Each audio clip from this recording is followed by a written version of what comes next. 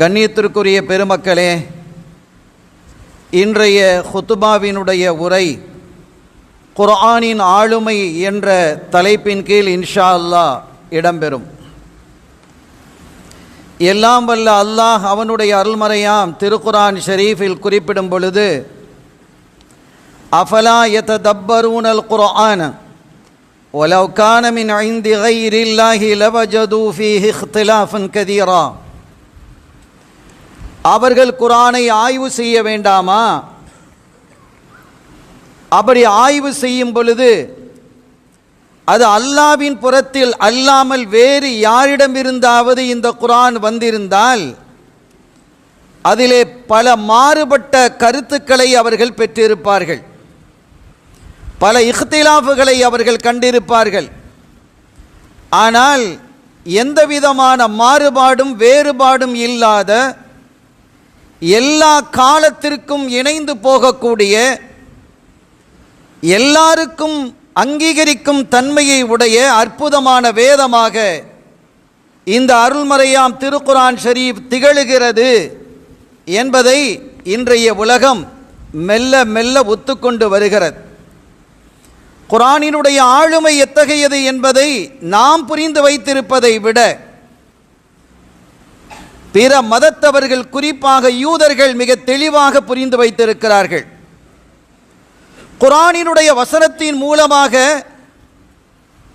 குர்ஆனினுடைய போதனைகளின் வழியாக நீங்கள் ஆய்வு செய்ய வேண்டாமா என்று அல்லாஹ் சொல்லுகிறானே, அந்த சொல்லினுடைய அடிப்படையில் குர்ஆனை வைத்து இன்று யூதர்கள் மகத்தான ஆய்வுகளில் ஈடுபட்டிருக்கிறார்கள். ஒன்று தெரியுமா உங்களுக்கு? கடந்த காலங்களிலே நிறைய அறிஞர்கள் தோன்றியிருக்கிறார்கள். முஸ்லீம் அறிஞர்கள் இருந்தார்கள், கிறித்துவ அறிஞர்கள் இருந்தார்கள், யூத அறிஞர்கள் இருந்தார்கள். இறைவனையே ஏற்றுக்கொள்ளாத நாத்திகர்களிலும் அறிஞர்கள் இருந்தார்கள், இருக்கிறார்கள். அவர்களெல்லாம் ஒரு காலகட்டத்திலே சில விடயங்களை கண்டுபிடிக்கும் பொழுது அந்த கண்டுபிடிப்பு என்பது அவர்களுடைய மத கொள்கைக்கு எதிராக இருந்ததின் காரணத்தினால் அவர்களெல்லாம் கைது செய்யப்பட்டிருக்கிறார்கள். இந்த வரலாறு உங்களுக்கு தெரியும். சர் ஐசக் நியூட்டன், கலீலியோ போன்ற விஞ்ஞானிகள், கணிதவியல் விற்பன்னர்கள், இயற்பியல் ஆற்றலர்கள், இவர்களெல்லாம் கைது செய்யப்பட்டிருக்கிறார்கள். உங்களுடைய கண்டுபிடிப்பு, உங்களுடைய போதனை எங்களினுடைய மதத்திற்கு எதிரானது என்றார்கள். ஆனால் குர்ஆன் என்ன சொல்லுகிறது தெரியுமா? அஃபலா யததப்பரூனல் குர்ஆன். நீங்கள் குர்ஆனை ஆய்வு செய்ய மாட்டீர்களா? நீங்கள் எவ்வளவு காலம் இப்படி இருப்பீர்கள்? நான் இறக்கி அருளி இருக்கக்கூடிய இந்த வேதத்தை நீங்கள் ஆய்வு செய்து பார்த்தால் என்னை தவிர நீங்கள் வேறு யாரையும் வணங்க மாட்டீர்கள். நான் ஒருவனே என்ற அந்த தெளிவான முடிவுக்கு நீங்கள் வருவீர்கள் என்கிறான் அல்லாஹ். அஃபலா யததப்பரூனல் குர்ஆன். அவர்கள் குர்ஆனை சிந்திக்க வேண்டாமா என்று, அஃபலா யஅகிலூன், அவர்கள் புரிந்து கொள்ள வேண்டாமா என்றெல்லாம் குர்ஆனினுடைய பல பகுதிகளிலே அவன் கேட்டுக்கொண்டு வரக்கூடிய அற்புதமான வசனங்களை நாம் பார்க்க முடியும். குர்ஆனினுடைய ஆளுமையை நாம் தெரிந்திருப்பதை விட பிற மதத்தவர்கள், குறிப்பாக யூதர்கள் தெரிந்து வைத்திருப்பது மிக்க அதிகம். சகோதரர்களே, நாம் குர்ஆனை எப்படி பார்க்கிறோம், எப்படி பார்க்க வேண்டும்? குர்ஆனினுடைய வல்லமை, அதில் இலக்கியம் இருக்கிறது, விஞ்ஞானம் இருக்கிறது, மருத்துவம் இருக்கிறது, வாழ்வியல் இருக்கிறது, சமூகவியல் இருக்கிறது. எது இல்லை? வலா ரத்பின் வலா யாபிசின் இல்லா ஃபீ கிதாபின் முபீன். ஒரு பொருள் ஒன்று காய்ந்ததாக இருக்கும் அல்லது ஈரமானதாக இருக்கும், எல்லாவற்றை குறித்தும் குர்ஆன் பேசுகிறது என்கிறான் அல்லாஹ். நான் எதையும் விட்டு வைக்கவில்லை என்கிறான். குர்ஆன் சொல்லுகிறது, என்னிடத்தில் இல்லாதது எது என்கிறது. உங்களுக்கான தேவைகளை என்னுடைய போதனைகளில் இருந்து நீங்கள் பெற முடியும் என்கிறது. கண்ணியத்திற்குரிய பெருமக்களே, மன்னர் மாமூன் இருந்தார். அவர் ஒரு முறை ஒரு பகுதிக்கு வரும் பொழுது ஏதோ ஒரு கலாச்சார மண்டபம், அதில் இருக்கக்கூடிய எழுத்துக்களை பார்த்து அதிர்ந்து போனார். இந்த காலிகிராஃபி, இந்த எழுத்துக்களை வடிவமைத்தது யார் என்று கேட்டார். ஒரு யூதன் என்று சொல்லப்பட்டது. அவனை அழைத்து வாருங்கள் என்றார். மன்னர் அழைக்கிறார். அந்த யூதன் வருகிறான். இந்த எழுத்துக்கள் எல்லாம், இந்த வடிவமைப்பெல்லாம் உன்னுடையதா என்று கேட்கிறார். ஆமாம், என்னுடையது தான் என்கிறான். ஒன்று செய்கிறாயா? என்ன செய்ய வேண்டும் அரசே? என்னுடைய உதவியாளராக நீ மாறிவிடு. நீ எவ்வளவு சம்பாதிக்க வேண்டும் என்று நினைக்கிறாயோ அதற்கு அதிகமாக நான் தருகிறேன். உன்னுடைய தேவைகளை நான் பூர்த்தி செய்கிறேன். உனக்கான தேவைகள் என்னவோ அவைகளை எல்லாம் என்னிடத்தில் கூறு, அனைத்தையும் நான் நிறைவுபடுத்தி வைக்கிறேன் என்கிறார் மாமூன். ஆனால் அதற்கான ஒரே ஒரு நிபந்தனை, நீ இஸ்லாமியத்தை ஏற்றுக்கொள்ள வேண்டும். என்னுடைய உதவியாளராக இருக்கக்கூடியவர்கள் முஸ்லீமாக இருக்க வேண்டும் என்று நான் கருதுகிறேன். அவன் மறுத்தான். என்னுடைய தாய் தந்தையர்கள் வாழ்ந்த மதம் இது, அவர்கள் பின்பற்றியது இந்த யூதம், இதை விட்டு நான் வெளியில் வர முடியாது என்றான். அவன் சொல்லிவிட்டு அவன் சென்றான். 2 ஆண்டு காலங்கள் கடந்தது. மன்னர் மாமூன் ஹஜ்ஜுக்கு வருகிறார். ஹஜ்ஜிலே வந்து அவர் ஒரு இடத்திலே தவாப் செய்துவிட்டு தொழுவதற்காக முனைந்த பொழுது ஒருவரை பார்க்கிறார். அவன் இவனை போல் இருக்கிறானா, இவன் அவனை போல் இருக்கிறானா என்று சந்தேகம் கொள்ளும் அளவிற்கு அந்த யூதன் அங்கே நிற்கிறான். அவனை அழைத்து கேட்டார், நீ அவன் இல்லையா? இந்த கலிகிராஃபி எழுதிய எழுத்தை உடையவன் நீதானே? ஆமாம், நான் தான். உன்னை நான் அழைத்தேனே? ஆமாம், என்னை அழைத்தீர்கள். இஸ்லாமியத்தை ஏற்க மறுத்தீர்கள் அல்லவா? ஆமாம், மறுத்தேன். எப்படி இப்போது இப்படி? அவன் சொன்னான், ஒரு முறை குரானையும் எழுதுவதற்கான வாய்ப்பு எனக்கு கிடைத்தது. நான் எல்லா மொழிகளிலும் இருக்கக்கூடிய எல்லா வேதங்களையும் நான் எழுதுவேன், வடிவமைப்பேன். என்னுடைய தொழில் அது. அந்த அடிப்படையிலே குரானை எழுதுவதற்கான ஒரு வாய்ப்பு எனக்கு கிடைத்த பொழுது நான் அதிர்ந்து போனேன். அதில் இருக்கக்கூடிய வசனங்கள், அதில் இருக்கக்கூடிய கருத்துக்கள் என்னை குலுக்கியது, உலுக்கியது. நான் அதிர்ந்து போனேன். சோதனை செய்ய வேண்டும் என்று நான் விரும்பினேன். இந்த குரானை நாமே இறக்கினோம், நாமே பாதுகாப்போம் என்கிறானே அல்லாஹ், அதை பார்க்க வேண்டும் என்று நான் முடிவு செய்தேன். இன்னா நஹ்னு நஸ்ஸல்னா ذிக்ரா வ இன்னா லஹு லஹாஃபிதூன். நாமே இறக்கினோம், நாமே இதை பாதுகாப்போம் என்கிறானே, எந்த வகையில் அவன் பாதுகாக்கிறான் என்பதை அறிய நான் ஒரு பணி செய்தேன். தோராவை எடுத்தேன். அதாவது இன்றைய யூதர்கள் தங்களுடைய வேதத்தை, தௌராத்தை தோரா என்பர். ஆனால் அது இறங்கிய விதத்தில் இல்லை, அது மனிதர்களுடைய கரம்பட்டு அசுத்தமாகிவிட்டது. அந்த தோராவை நான் வடிவமைத்து எழுதினேன். என்னுடைய கையால் அழகான வடிவத்திலே எழுதி இடையிடையாக என்னுடைய கருத்தையும் அதில் புகுத்தினேன். பல செய்திகளை அதை இணைத்தேன். இணைத்து அதை கொண்டு ஒரு யூத பாதிரியாரிடத்திலே கொடுத்து நான் எழுதியிருக்கிறேன், இதை முழுமையாக படித்துவிட்டு என்னை அழைத்து இதில் ஏதாவது குறை இருந்தால் சொல்லுங்கள் என்றேன். சில நாட்கள் கழித்து நான் அவரிடத்திலே போனேன். அவர் சொன்னார், மிக அருமையாக இருக்கிறது, அருமையாக எழுதியிருக்கிறாய், போற்றுதலுக்குரியது, பாராட்டுதலுக்குரியது என்று என்னை பாராட்டி அனுப்பினார். பைபிளை எடுத்தேன், அதை வடிவமைத்து எழுதினேன். இடையிடையாக என்னுடைய கருத்துக்களை அதிலே புகுத்தினேன். பைபிளுக்கு சம்பந்தம் இல்லாத செய்திகளை அதில் இணைத்தேன். கிறிஸ்தவ பாதிரிகளிடத்திலே கொண்டு போய் கொடுத்தேன்.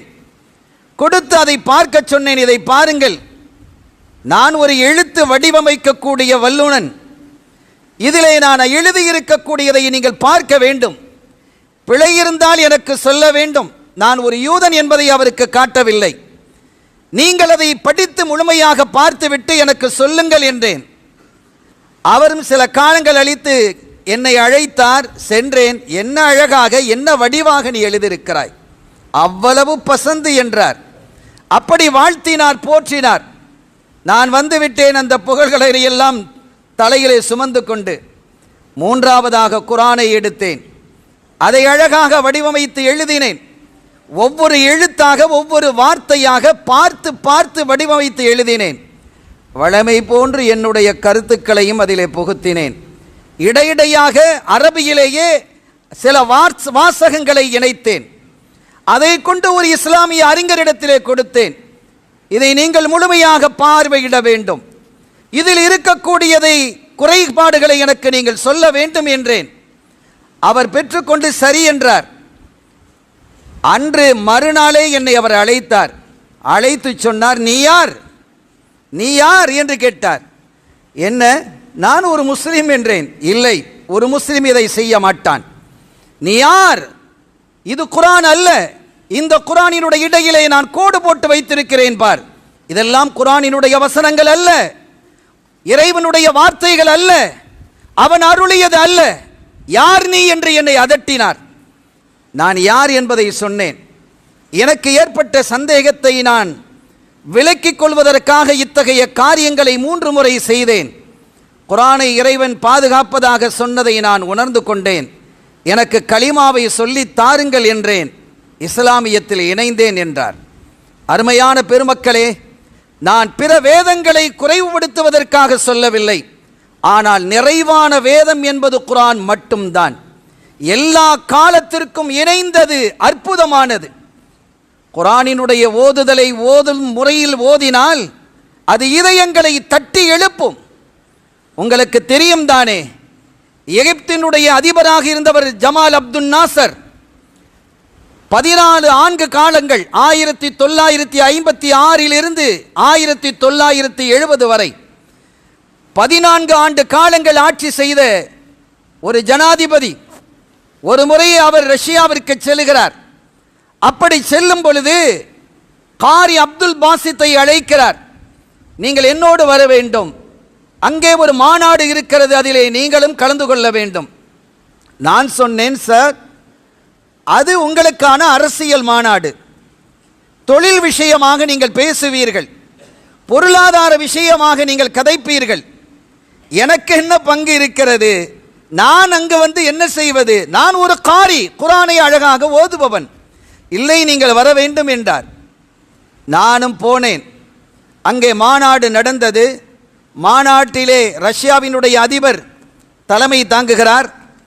அந்த மாநாடு நிறைவு பெறும் பொழுது ஜமால் அப்துல் நாசர் எழுந்து நிற்கிறார். எழுந்து நின்று சொன்னார், என்னோடு நான் ஒரு குர்ஆனை அற்புதமாக ஓதக்கூடிய ஒருவரை அழைத்து வந்திருக்கிறேன். அவரை சில வசனங்களை இங்கே ஓத வைக்க வேண்டும் என்று நான் விரும்புகிறேன். அதற்கான அனுமதியை நீங்கள் தர முடியுமா என்று கேட்ட பொழுது, அதற்காக என்ன, ஒரு 5 நிமிடம் தானே அல்லது 10 நிமிடங்கள் தானே, தாராளமாக ஓதட்டும் என்றார். இதில் ஒரு பெரிய வேடிக்கை என்ன தெரியுமா? ரஷ்யாவினுடைய அதிபராக இருந்தவர் எந்த மதத்தையும் ஏற்காதவர், நாத்திகர், கம்யூனிசவாதி. அவர் யாரை, கடவுளையே ஏற்றுக்கொள்ளாதவர், இறைவனையே ஏற்றுக்கொள்ளாதவர். அவர் சொன்னார், அதை பற்றி எனக்கு பிரச்சனை இல்லை, நீங்கள் ஓத வைக்க வேண்டும், இதற்காக நீங்கள் பிரத்யேகமாக ஒரு நபரை அழைத்து வந்திருக்கிறீர்கள் என்றால் ஓத வையுங்களேன், பார்க்கலாம் என்றார். அப்படி நடந்தது. அவர் திருக்குர்ஆனினுடைய சில வசனங்களை ஓதினார். கிராத் ஓதுவதிலே ஒரு பெரிய புரட்சியை ஏற்படுத்தியவர் காரி அப்துல் பாசித் என்பது எல்லாருக்கும் தெரியும். இன்றைக்கும் அவருடைய தொனியிலே, அவருடைய தோரணையிலே ஓதக்கூடியவர்கள் பலர் இருக்கிறார்கள்.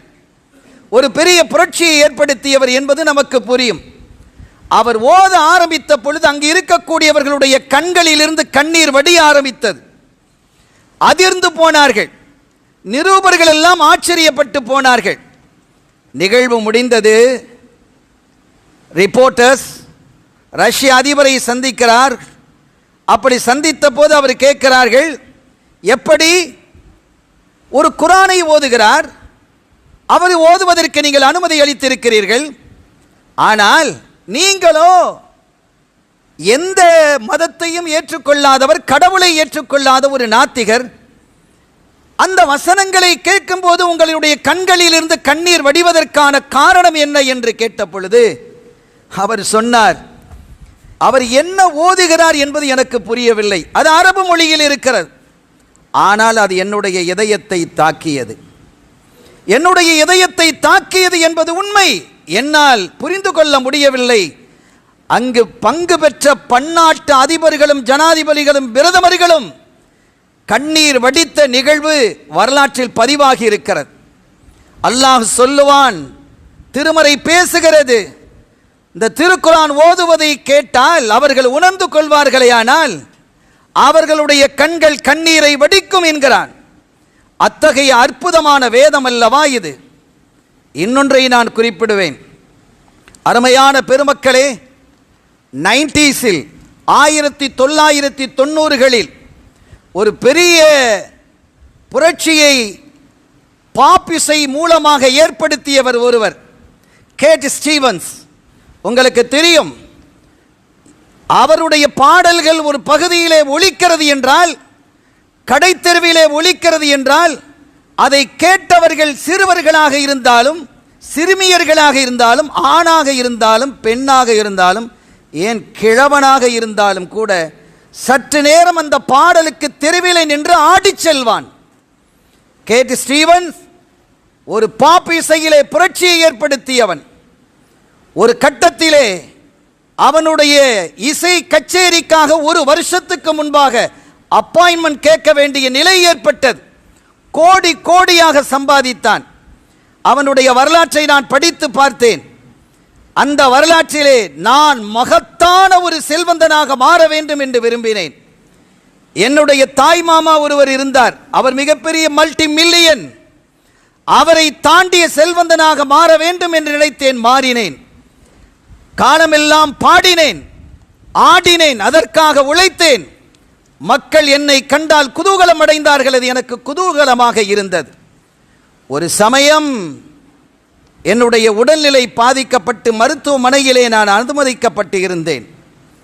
அப்படி அனுமதிக்கப்பட்டு இருந்த பொழுது என்னுடைய இஸ்லாமிய நண்பர் ஒருவர் அங்கே என்னை பார்ப்பதற்காக வந்தார். சிறுவயதிலே அந்த நண்பர் பள்ளிக்கூட நண்பர். எனக்கு நான் சுகமில்லாமல் இருக்கிறேன் என்று கேள்விப்பட்டதை அறிந்து அந்த முஸ்லீம் நண்பர் என்னை பார்க்க வந்தார். வந்து சொன்னார், கேட் ஸ்டீவன்ஸ், காலமெல்லாம் நீ ஓடிக்கொண்டிருக்கிறாய், உனக்கு ஓய்வு இல்லை, பாடலும் இசையுமே உன்னுடைய காலமாக மாறிவிட்டது. எவ்வளவு காலத்திற்கு நீ இப்படி இருப்பாய்? நீ சிந்திக்க வேண்டிய நேரம் வந்திருக்கிறது. உனக்கு ஓய்வு இல்லை. உன்னுடைய கச்சேரிக்காக வேண்டி வருடக்கணக்காக மக்கள் காத்திருக்கிறார்கள். ஆனால் இப்போது உனக்கான ஒரு ஓய்வு இருக்கிறது. நீ சிந்திக்க வேண்டிய நேரம் இது. அவர் எதையும் சொல்லவில்லை. கையிலே ஒரு பொருளை கொண்டு வந்திருந்தார், குர்ஆனினுடைய விளக்க உரை தர்ஜமா. அதை அவன் கையிலே கொடுத்து, உனக்கு நேரம் இருந்தால், படிக்க வேண்டும் என்ற ஆசை இருந்தால் இதை படி என்று கொடுத்து சென்றார். 2 நாட்களாக அவனுடைய தலைமாட்டிலேயே அது இருந்தது. அதன் மீது எனக்கு பிரியமில்லை என்கிறான். அது ஒரு முஸ்லீம்களினுடைய வேதம். எனக்கு எந்த மதத்தின் மீதும் பெரிதாக நம்பிக்கையும் இல்லாமல் போனது. அதற்கான காரணத்தை அவன் விவரிக்கிறான். நான் அந்த செய்திக்குள் செல்லவில்லை. அடிப்படை செய்திக்கு நான் வருகிறேன். ஒரு கட்டத்தில் போர் அடிக்கிறது என்பதற்காக குர்ஆனை நான் எடுத்தேன் என்கிறான். போர் அடிக்கிறது என்று நான் எடுத்த பொழுது என்னுடைய இதயம் அதிர்ந்து போனது.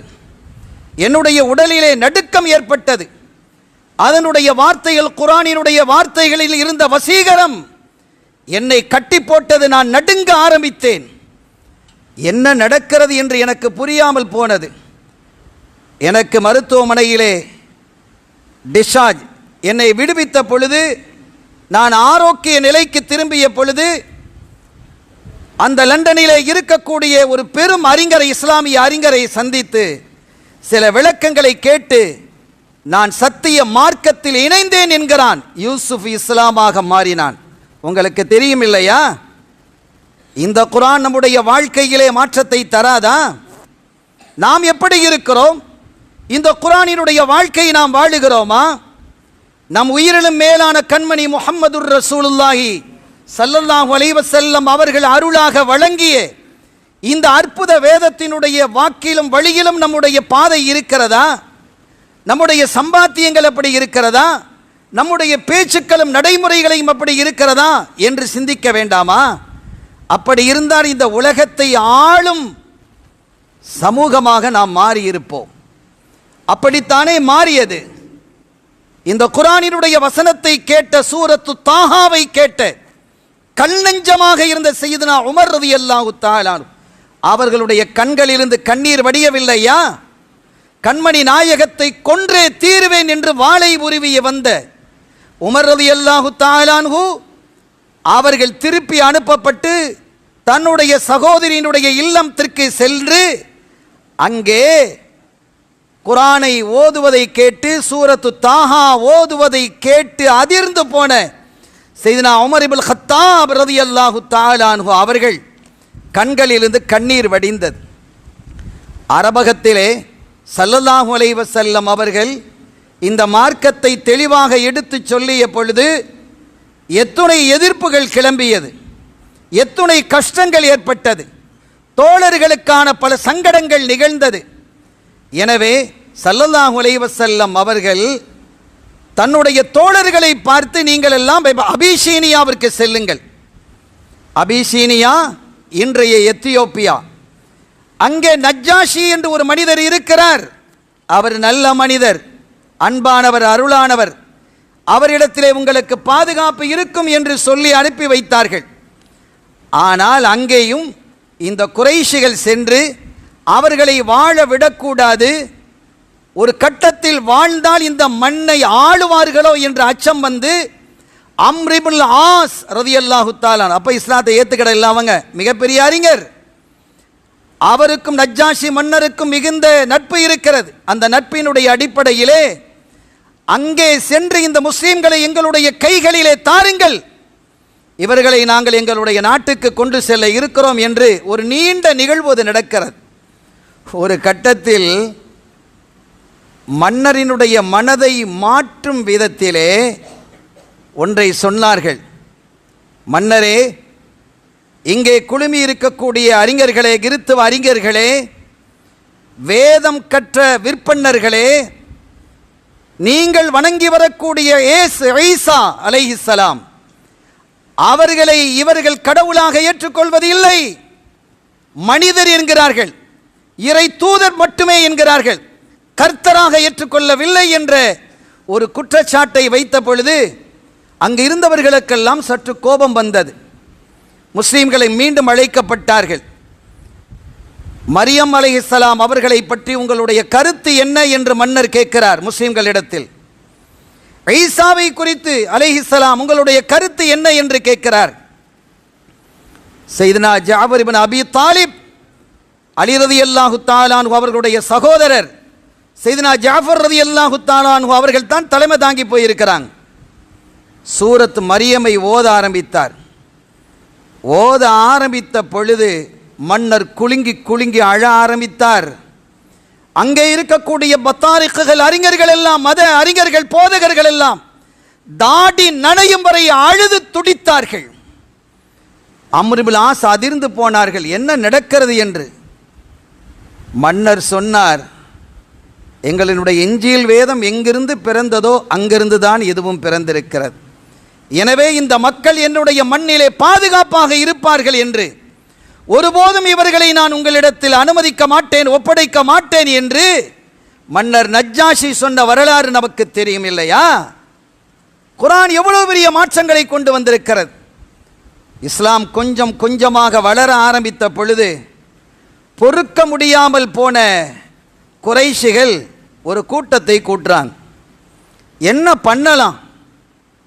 அவர் சொல்வது கவிதையா அல்லது வஞ்சக வார்த்தைகளா அல்லது இலக்கியமா?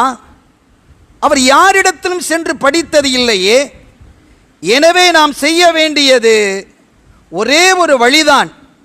நம்மிலே இருக்கக்கூடிய மிகப்பெரிய அறிஞர், நம்மிலே இருக்கக்கூடிய மிகப்பெரிய கவிஞர், நம்மிலே இருக்கக்கூடிய சூனியம் செய்யக்கூடியவர், குறி சொல்லக்கூடியவர் என்று நாம் யாரை கருதுகிறோமோ அந்த உத்பத் இப்னு ரபியா இவரை அனுப்பி அந்த முஹம்மத் ஸல்லல்லாஹு அலைஹி வஸல்லம் அவர்களிடம் பேசி தர்க்கம் செய்து அவரை வீழ்த்த வேண்டும் என்ற ஒரு முடிவுக்கு வருகிறார்கள். உத்பத் இப்னு ரபியா அரபு உலகத்தில் குறைஷி கோத்திரத்திலே ஒரு சிறந்த கவிஞர், ஆற்றல் மிக்கவர், பெரிய இலக்கியவாதி, பழைய கதைகளை எல்லாம் பேசக்கூடிய ஒரு அறிவாளி, அதோடு சிஹர் என்று சொல்லக்கூடிய சூனியம் குறித்தும் தெரிந்தவர், கஹானத்து என்று சொல்லக்கூடிய குறி சொல்லக்கூடியவர், பல பன்முக ஆற்றலை கொண்ட அந்த உத்பத் இப்னு ரபியா என்ன பேச வேண்டும் என்றெல்லாம் அறிஞர்களுக்கு மத்தியிலே ஆலோசனையை முடித்துவிட்டு ஸல்லல்லாஹு அலைஹி வஸல்லம் அவர்களுடைய சமூகத்திற்கு வருகிறார். முஹம்மத் ஸல்லல்லாஹு அலைஹி வஸல்லம், உங்களோடு நான் பேச வேண்டும், உங்களோடு நான் கதைக்க வேண்டும், அமருங்கள், பேசுங்கள் என்கிறார்கள் ஸல்லல்லாஹு அலைஹி வஸல்லம். உத்பா அமர்கிறார். ஒரு கேள்வி, அந்த கைருன் அம் அபூக அப்துல்லா, நீங்க சிறந்தாளா உங்க வாப்பா அப்துல்லா சிறந்தாளா? பதில் சொல்வார்களா ஸல்லல்லாஹு அலைஹி வஸல்லம்? ஃபஸக்கத், அமைதியாக இருந்தார்கள். முஹம்மத் ஸல்லல்லாஹு அலைஹி வஸல்லம், நீங்கள் சிறந்தவரா? கைருன் அம் அப்துக் அபூக அப்துல்லா, உங்களுடைய தந்தை அப்துல்லா அவர்கள் சிறந்தவர்களா? ஸல்லல்லாஹு அலைஹி வஸல்லம் பதில் சொல்லல. இந்த மக்காவையும் குறைஷி கோத்திரத்தையும் ஹஜ்ஜுக்கு வரக்கூடியவர்களை எல்லாம் கட்டி ஆண்ட அப்துல் முத்தலிப், உங்களுடைய பாட்டனார் சிறந்தவரா, நீங்க சிறந்தவரா? இந்த மாதிரி ஏடாகுடமான கேள்விகளை எல்லாம் கேட்க ஆரம்பித்தார். கண்மணி ஸல்லல்லாஹு அலைஹி வஸல்லம் அவர்கள் அமைதியாக இருந்தார்கள். அப்படி அமைதியாக இருந்து அவர் கேட்பதற்கெல்லாம் எந்த பதிலையும் சொல்லாமல் போன போது, உங்களிடத்தில் பதில் இல்லையா என்று கேட்ட மாத்திரத்தில் ஸல்லல்லாஹு அலைஹி வஸல்லம் அவர்கள் கேட்டார்கள், அஃபரக்த யா உத்பா, உத்பா நீங்க கேட்கறதெல்லாம் கேட்டு முடிச்சிட்டீங்களா? பேசுறதெல்லாம் பேசி முடிச்சிட்டீங்களா? ஆமாம், இப்போ நான் பேசுகிறேன் என்று சூரா ஃபுஸ்ஸிலாவை மூமினை ஓத ஆரம்பித்தார்கள். அப்படி ஓத ஆரம்பித்த போது அவர் நடுங்க ஆரம்பித்தார். அந்த வார்த்தைகளினுடைய தாக்கம், அது இதய தாக்கம், அது அவருடைய இதயத்தை தாக்கியது. அவர் நடுங்க ஆரம்பித்தார். என்ன சொல்லுகிறார் இது? நம்முடைய கற்பனைக்கு எட்டாத இலக்கியத்தினுடைய உச்சத்தை, சிகரத்தை அல்லவா இந்த வார்த்தைகள் தொடுகிறது.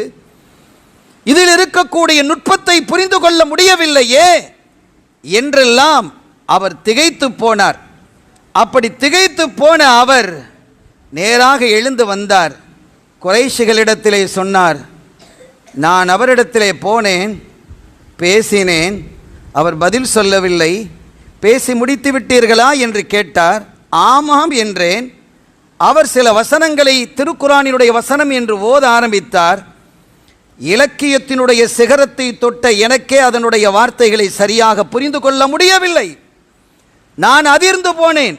ஃபம்மா ஆதுன் ஃபஸ்தக்பரு என்ற அந்த வசனத்திலே ஆது கோத்திரத்தார் இடி முழக்கத்தால் அடிக்கப்பட்டார்கள் என்ற அந்த செய்தி மாத்திரம்தான் எனக்கு புரிந்தது என்று சொன்ன பொழுது அவர்கள் கேட்டார்கள், நீ அரபி, அவரும் அரபி, அவர் அரபியிலே பேசுகிறார் என்கிறீர். அப்படி பேசிய பேச்சு அந்த இடி முழக்கத்தை தவிர என்னால் புரிந்து கொள்ள முடியவில்லை என்றால் எங்களுக்கு ஆச்சரியமாக இருக்கிறது. ஒருவேளை அவருடைய வழிக்கு நீர் போய்விட்டீரோ என்று கேட்ட பொழுது, ஒருபோதும் இல்லை, நான் அவரை ஏற்றுக்கொள்ளவில்லை. ஆனால் இத்தகைய இலக்கியத்தினுடைய இதயங்களை அசைத்து பார்க்கக்கூடிய ஒன்றை நான் பார்த்ததில்லை என்றார். இத்தகைய ஆச்சரியமான ஒன்றை நான் கண்டதில்லை என்றார். மதீனா வாசிகள் ஸல்லல்லாஹு அலைஹி வஸல்லம் சமூகத்துக்கு வர்றாங்க. நாயகமே எங்கள் ஊருக்கு வாங்க அப்படின்னாங்க. ஹிஜ்ரத்துக்கான ஏற்பாடுகள் நடக்கிறது. இது நீண்ட நெடிய வரலாற்றினுடைய ஒரு சுருக்கம். நான் வருவதற்கு முன்பாக குர்ஆனை கற்றுத்தருவதற்கு நான் ஒரு நபரை அனுப்புகிறேன். சையதுனா முஸ்அப் இப்னு உமைர், அற்புதமான ஒரு இளைஞர், அழகான இளைஞர்.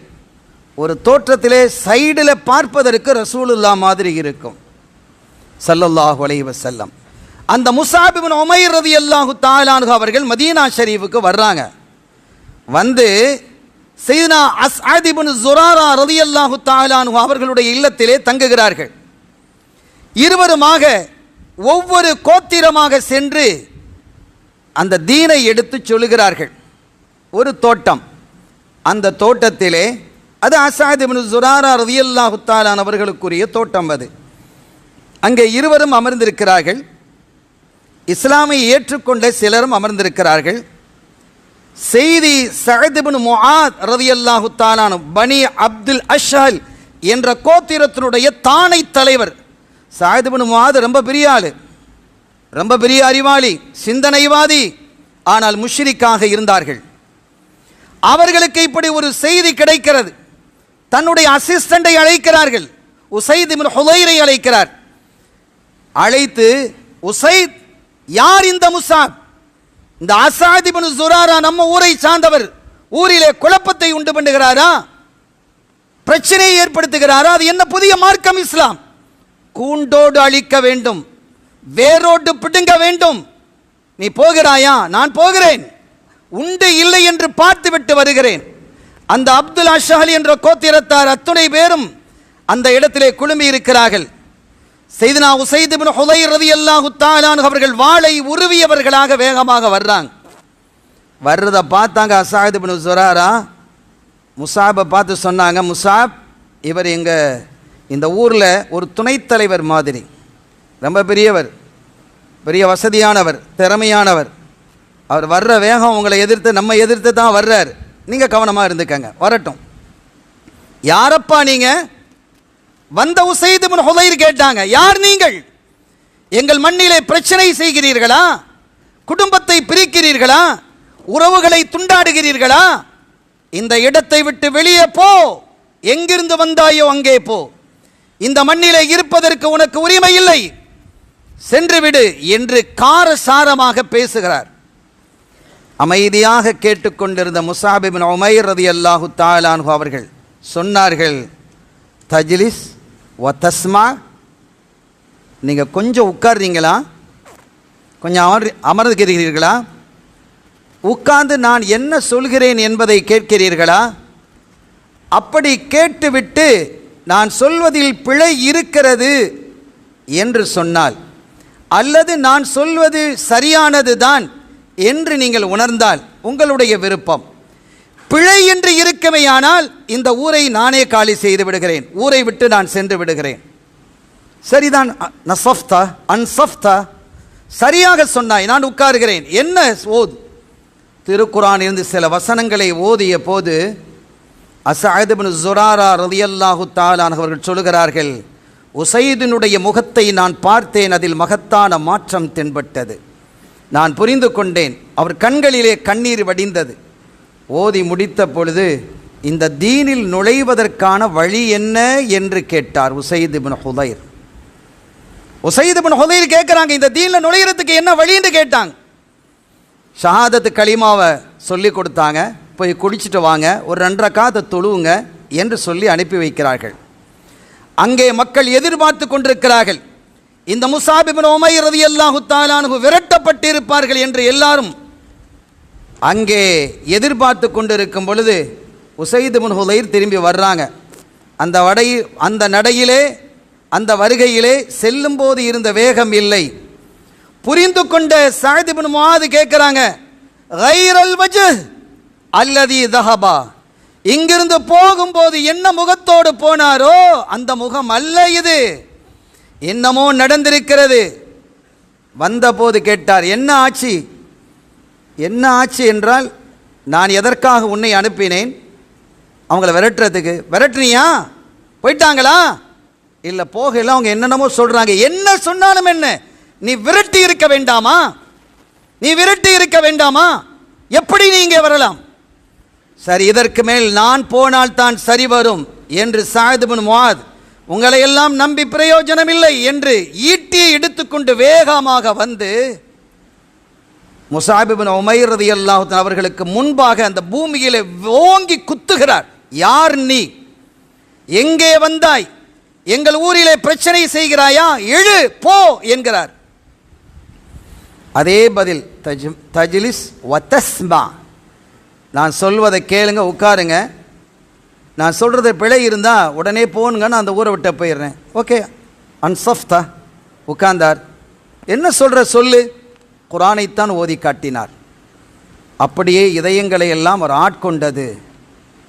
அதே மாதிரி உசைத் ரலியல்லாஹு தஆலா அன்ஹு அவர்கள் சொன்னது மாதிரி இவங்களும் சொன்னாங்க, சஅத் இப்னு முஆத் இந்த தீனில் நுழைவதற்கான வழி என்ன என்று கேட்ட பொழுது அதற்காக சொல்லப்பட்டது, சஅத் இப்னு முஆத் இஸ்லாமியத்தை ஏற்றுக்கொண்டு தங்களுடைய இடத்திற்கு வந்து சொன்னார்கள், நான் உங்களுக்கு தலைவனாக இருப்பதை நீங்கள் விரும்புகிறீர்களா? ஆமாம், அற்புதமான இளைஞர் நீங்கள், அற்புதமான தலைமை, எங்களுக்கு எது தேவையோ அதை மட்டுமே சொல்லுகிறீர்கள். இப்போது ஒரே ஒரு நிபந்தனை, நான் உங்களுக்கு தலைவனாக இருக்கணும்னா நான் இப்போ இஸ்லாத்தை ஏற்றுக்கிட்டேன். ஓப்பனாக பேசினாங்க. நீங்கள் இஸ்லாத்தை ஏற்றுக்கிட்டீங்கன்னா நான் உங்களுக்கு தலைவனாக இருப்பேன், இல்லைனா என்ன விட்டுருங்க. அன்று மாலைக்குள்ளான அந்த குடும்பம் முழுவதும் சத்திய மார்க்கத்தை ஏற்றுக்கொண்ட வரலாறை பார்க்கிறோம். அருமையான பெருமக்களே, குர்ஆனினுடைய ஆளுமை என்பது ஆச்சரியமானது, அதிசயமானது. அது சிந்திக்க சொல்லுகிறது. அப்படி சிந்திப்பதின் மூலமாக என்னுடைய படைப்புகளிலே இருக்கக்கூடிய ஆச்சரியங்களையும் அதிசயங்களையும் நீங்கள் காண முடியும் என்கிறான் அல்லாஹ். இன்ன ஃபீ ஹல்கி ஸமாவாத்தி வல் அர்த் வக்திலாஃபில் லைலி வன் நஹார். என்னுடைய படைப்பை நீங்கள் பார்க்கவில்லையா? பூமியை நான் எப்படி படைத்திருக்கிறேன், வானங்களில் இருக்கக்கூடிய அதிசயங்கள், இரவும் பகலும் மாறி வருவதை நீங்கள் பார்க்கவில்லையா? வல் ஃபுல்கில்லதி தஜ்ரி ஃபில் பஹர். உங்களுக்கு பயன் தரக்கூடிய அளவிற்கு கடலிலே கப்பல்களை நான் ஓட வைத்திருக்கிறேனே, அதை என்னுடைய அதிசயத்தை நீங்கள் பார்க்கவில்லையா? வானிலிருந்து இறக்கக்கூடிய மழையை நீங்கள் பார்க்கவில்லையா? அந்த மழையின் மூலமாக இந்த பூமியிலே இருக்கக்கூடிய செத்துப்போன அந்த பூமியை உயிராக்கியதை நீங்கள் பார்க்கவில்லையா? ஒபஸபிஹா மின் குல்லி தாப்பா. இங்கே எத்தனையோ உயிரினங்களை நான் வைத்திருக்கிறேனே, அதில் இருக்கக்கூடிய அதிசயங்களை நீங்கள் பார்க்கவில்லையா? காற்றை நான் சுழட்டுகிறேனே, வானுக்கும் பூமிக்கும் இடையிலே மேக மண்டலத்தை கட்டுப்படுத்தி வைத்திருக்கிறேனே, அவைகளை எல்லாம் நீங்கள் பார்க்கவில்லையா? இதையெல்லாம் புத்திசாலிகளுக்கு இதிலே அத்தாட்சி இருக்கிறது என்கிறான். அருமையான பெருமக்களே, மழை என்பது அழகானது, காற்று என்பதும் அழகானது. ஆனால் அந்த அழகுக்கு பின்னால் ஆபத்தும் இருக்கிறது என்பதை டிட்வா புயல் நமக்கு அறிவித்தது இல்லையா? ஆனால் அதை கட்டுப்படுத்த முடியும் என்கிறது குர்ஆன். அப்படி புயலை கட்டுப்படுத்த முடியுமா? மேகங்களை கட்டுப்படுத்த முடியுமா என்றால், கட்டுப்படுத்தப்பட்ட வானுக்கும் பூமிக்கும் இடையிலே இருக்கக்கூடிய கட்டுப்படுத்தப்பட்ட மேகங்களை நீங்கள் காணவில்லையா என்று கேட்கிறான். அது அறிவாளிகளுக்கும் ஆய்வாளர்களுக்கும் அதிலே பயன் இருக்கிறது, அத்தாட்சி இருக்கிறது என்கிறான். எத்தனை விஷயங்களை அல்லாஹ் நமக்கு கட்டுப்படுத்தி தந்தான். சந்திரனிலே போய் கால் வைப்பதற்கான வாய்ப்பை தந்தான், செவ்வாய் கிரகணத்திலே போய் இறங்குவதற்கான வாய்ப்பை தந்தான். வான மண்டலங்களுக்கு, விண்வெளிகளுக்கு மிக விரைவிலே செல்லக்கூடிய ஆற்றலை மனிதனுக்கு கொடுக்கவில்லையா? அதுபோன்று இது போன்ற டிட்வா புயல்களையும் கட்டுப்படுத்துவதற்கான வலிமையை, வல்லமையை இந்த மனிதர்களுக்கு குர்ஆனின் மூலமாக நாம் வழங்குகிறோம். குர்ஆனை ஆய்வு செய்தால் அவர்கள் பாதுகாப்பு பெறலாம் என்கிறது குர்ஆன். அத்தகைய இந்த குர்ஆனை நம்முடைய வாழ்வியல் வழிகாட்டியாக எடுத்துக்கொண்டு நம்முடைய உயிரை விட அதிகமாக நேசித்து அது சொல்லக்கூடிய கருத்துக்களை புரிந்து அதன் வழியிலே நம்முடைய வாழ்க்கை அமைத்துக் கொள்வோமாக. எல்லாம் வல்ல ரப்புல் ஆலமீன் அல்லாஹ் ஜல்ல ஷானஹு வ தஆலா இந்த ஜும்மாவிற்கான ஒன்று கூடுதலை கபூல் செய்வானாக. நம் பாவ பிழைகளை மன்னிப்பானாக, நம்முடைய குற்றங்களை குறைகளை மறைப்பானாக. இன்று புயலால் வெள்ளத்தால் பாதிக்கப்பட்ட மக்களுக்கு அருள்வாளிப்பானாக. நம்மிலிருந்து பிரிந்துவிட்ட அந்த பெருமக்களுக்கு, முஸ்லீம் மக்களுக்கு அல்லாஹ் மன்னிப்பையும் சுவனத்தையும் வழங்குவானாக. இதுபோன்ற பேரிடர்கள் இந்த மண்ணிலே நிகழாமல் நம்மையும் இந்த மண்ணிலே வாழக்கூடிய எல்லா சமய மக்களையும் அல்லாஹ் பாதுகாப்பானாக. அவனுடைய சிறந்த மழையை தருவானாக, சிறந்த காற்றை தருவானாக, பாதுகாப்பான மழையையும் பாதுகாப்பான காற்றையும் வழங்குவானாக. தங்கடங்களையும் சங்கடங்களையும் ஏற்படுத்தக்கூடிய மழை, வெள்ளம், காற்றுகளை விட்டும் இன்ன பிற சோதனைகளை விட்டும் நம்மையும் நம்மை சார்ந்தவர்களையும் வல்ல அல்லாஹ் பாதுகாப்பானாக. பிஹக்கி ஹபீபிஹி ஸல்லல்லாஹு அலைஹி வஸல்லம். எல்லாம் வல்ல அல்லாஹ்வின் அருளையும் ஸல்லல்லாஹு அலைஹி வஸல்லம் அவர்களது ஷஃபாஅத்தையும் பெறுவோமாக. வ ஆகிரு தஅவானா அல்ஹம்துலில்லாஹி ரப்